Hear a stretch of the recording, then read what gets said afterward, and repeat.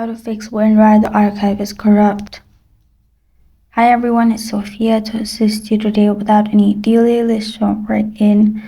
First, right click on WinRAR file, and then click on open file with WinRAR.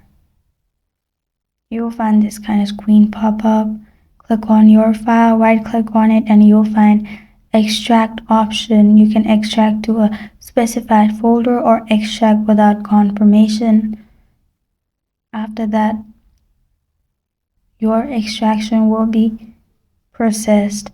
After the process, your problem will be fixed and archive file won't be corrupted. And this is how to fix WinRAR if archive is corrupted.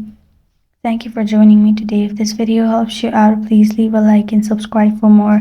Got a question or want to suggest a topic? Comment below. I'm Sophia signing off until next time.